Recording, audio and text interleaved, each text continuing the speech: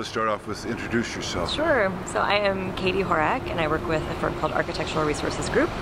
And we are an architecture firm who focuses on architecture, planning, conservation of historic buildings and campuses. You've been engaged by the Miracle Mile Residential Association to help with our HPOZ. What's your responsibilities? What are you doing for us? So we are completing a historic resources survey, which is a requirement for HPOZ adoption. And yesterday I was out following your survey team. We're doing the historic resources survey. Explain the logistics of that, about how many parcels, how many teams, how long has it taken you? So Miracle Mile is big. It's one of the largest HPOZs that we've worked on, and will be one of the largest in the city. So it's about 1,720 parcels. Wow. So it's large. It's a lot of work. We have 2 teams out. Everybody goes out in teams of 2. So there are always 2 people working together. One person takes a photograph, the other person might be using a tablet, and they're taking notes about what they see. So they photograph every single house, and they collect enough information that we can describe the property, its windows, the cladding, the roof, the style. So really we're collecting enough property-specific information that when the HPOZ, when the Historic Resources Survey is then turned over to the city, the planners can look and get a good sense of what each property looks like and what has been done to it. So then you take the field work and you put it into a database. Does it go to the city as a database, or is it a printed?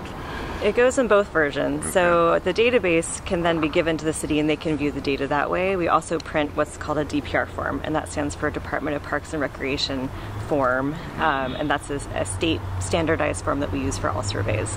So the planners might actually look at that paper form and they can see a picture of the property, they can see the description, the year of construction, the architect, etc., all on this one piece of paper.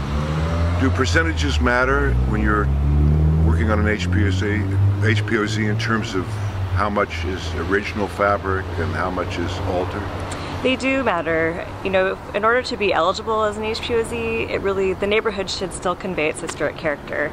In order to convey its historic character, it should be largely intact. So the buildings should look generally the way that they did when they were constructed. So you might have 20% of those buildings or 30% that have been altered, but still the vast majority can convey its character. So, you know, generally we say 60% or more is enough in order to be an HPOZ.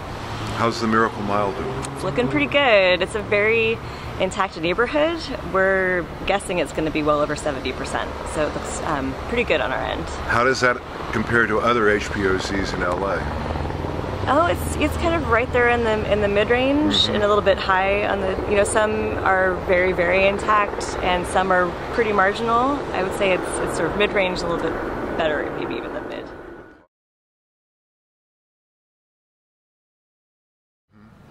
And approximately how many properties will a team survey in a day, on average, ballpark? On average, about 35 in a day. Yeah, that's still a lot. It's a lot of detail. It is. And then they go back to the office and download all the photos and information. They back everything up because we're always terrified we're going to lose a day of work. Yeah. So they always will take the database home, back it up, back all the photos up, and then start the next day fresh. And then when I was talking to Evan yesterday, she said sometimes if there's questionable properties that they're not quite sure in terms of whether it's contributor, altered contributor, and non-contributor, that you'll all sit around and study the property, or we do. So sometimes it's very easy to look at a property and you can tell, okay, the windows have been replaced, or this wall has been built, or there's an addition at the rooftop. But sometimes you can look at it for 5 minutes or 10 minutes and you just can't figure out what's going on. So in those cases, sometimes they'll bring the photo back to the office, we'll sit around as a group, and some will say, no, I'm positive this is what's happening here. Or we'll just look at the permits, or sometimes we do both. Right. The really handy thing is that the City of LA is digitizing all of its permits, so we're able to actually go into a website and look at the permits for a property. So we've collected almost every single original permit for all of Miracle Mile at this point, so we know who all the architects were. But we can also go and look at the alteration permits. We can see, okay, this wall was constructed at this date, or there was a remodel in this date. So let's back up though. Sure. So what would you find on a permit? You said you can see who the architect was, if there's one on record. What else do you learn from an original? So the original permits will have the cost of the house. It will have obviously the address and the parcel information. The original owner too, so we can see who the owner was. It might have been the original resident, or it might have been a speculative builder who owned a number of parcels. But that's also really good information to have, because we can see who was living here at the beginning of the neighborhood when it was first developed. The architect and the builder. So sometimes there's not an architect on record, it was just a builder. But we always can get that information from the permit. Can you tell from looking at these permits, were there like a few specific builders working a lot in this area? That's the great thing about having the permits, is we can tabulate them and then we can sort them by architects. We can see, okay, this architect did 50 buildings in this neighborhood, or this builder did 50 or 100. And in Miracle Mile, it hasn't been that consistent.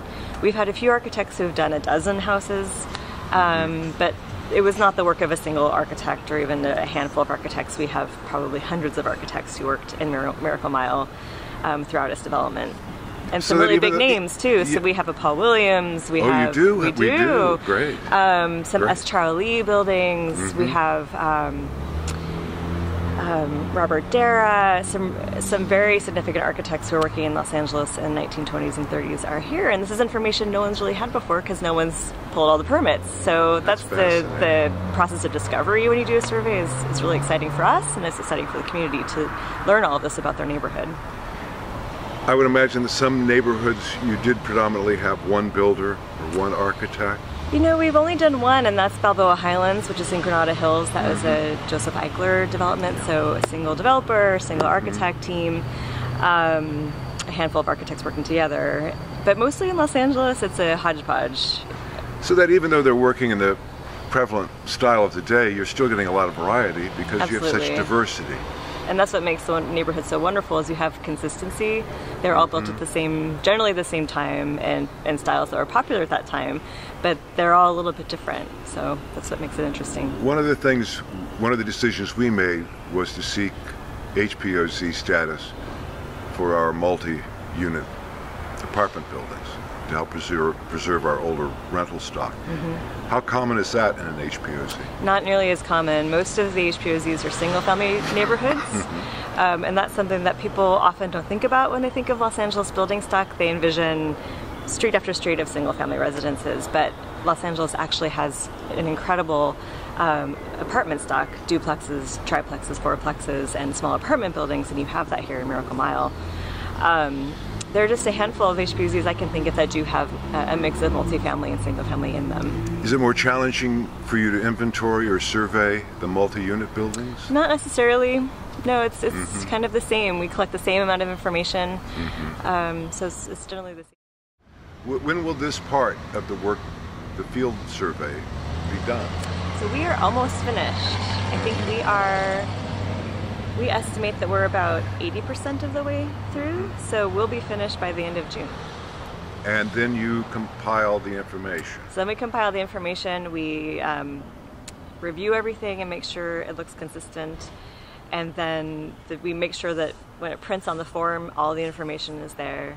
We review everything on the forms, and we draft the report. And the report includes a narrative history of the neighborhood, so why does Miracle Mile look the way that it does?